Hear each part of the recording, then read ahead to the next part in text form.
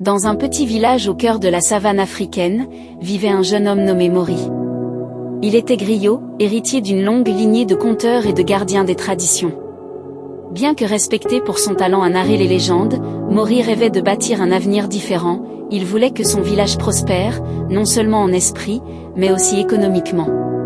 Cependant, son peuple, bien que riche en sagesse, était souvent confronté à la pauvreté matérielle. Le début du voyage, l'art de l'épargne. Un jour, après une longue cérémonie où il avait raconté les exploits des héros du passé, Maury se confia à sa mère, Fatou. « Maman, nous avons tant de sagesse, mais pourquoi sommes-nous toujours à court de ressources ?» Fatou sourit doucement. « Mon fils, tout commence par une petite graine. Même l'arbre le plus grand du baobab a commencé par être un minuscule noyau dans la terre. » Cette nuit-là, Maury réfléchit à ces paroles. Il décida d'épargner une partie des maigres pièces qu'il recevait pour ses prestations. Chaque semaine, il mettait de côté une pièce dans une calebasse spéciale, qu'il appelait la calebasse de l'avenir. Bien que la tentation d'utiliser cet argent fût grande, il se rappelait les histoires de patience qu'il racontait souvent aux enfants. Après un an, Maury ouvrit sa calebasse et fut surpris de voir qu'il avait économisé une somme respectable. Le village entier était étonné. Maury expliqua, « Si chacun d'entre nous épargnait un peu, même avec nos modestes moyens, nous pourrions créer quelque chose de grand. L'épargne est comme l'eau qui alimente la source d'un ruisseau. Investir dans l'avenir. » Avec son argent épargné, Maury décida qu'il était temps de passer à la deuxième étape, investir. Il consulta un ancien du village, Baba Salif, connu pour sa sagesse. « Baba, j'aimerais que cet argent travaille pour moi. Que puis-je faire ?» Baba sourit, touchant sa longue barbe blanche. « Mon fils, regarde autour de toi. La réponse est dans ce que ton village a déjà, mais que personne ne voit. » Maury observa attentivement. Le village possédait une richesse naturelle sous-estimée, les mangues. Chaque saison, des tonnes de fruits pourrissaient, faute de débouchés.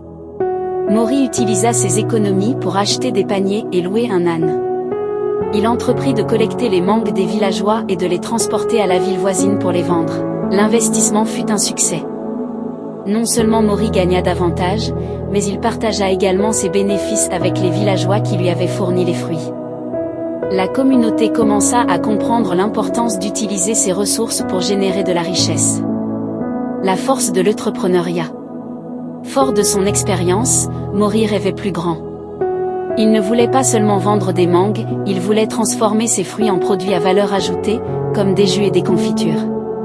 Cependant, ce projet nécessitait plus de fonds et de main-d'œuvre. Il réunit les villageois et leur dit, « Mes amis, nous avons tous des talents et des forces. Si nous unissons nos efforts, nous pourrons créer une entreprise qui bénéficiera à tous. » Inspirés par son discours, les habitants décidèrent d'investir chacun une petite somme, tirée de leurs propres économies. Avec cet argent, Maury acheta un petit moulin et des bouteilles pour emballer le jus de mangue. Il forma une équipe de jeunes du village pour l'aider à gérer la production. Le projet prospéra rapidement. Les jus et confitures de mangue, portant le nom Dulce Savane, devinrent populaires dans les marchés voisins. Les bénéfices furent partagés équitablement, et le village connut un essor économique sans précédent. La leçon des 3 piliers. Un jour, sous le grand baobab où les villageois se rassemblaient, Maury raconta son propre conte. Jadis, un jeune griot rêvait d'un avenir prospère.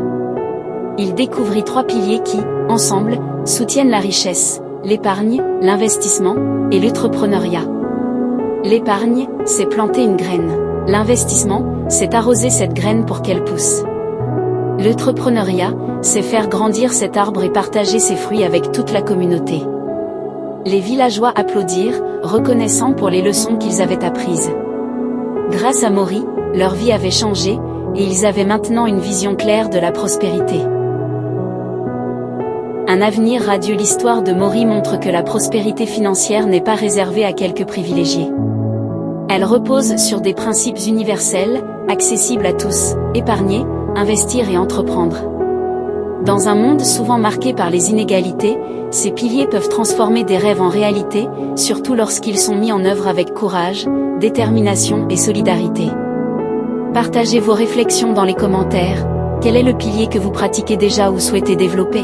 Abonnez-vous pour plus d'histoires inspirantes sur la finance et le développement personnel.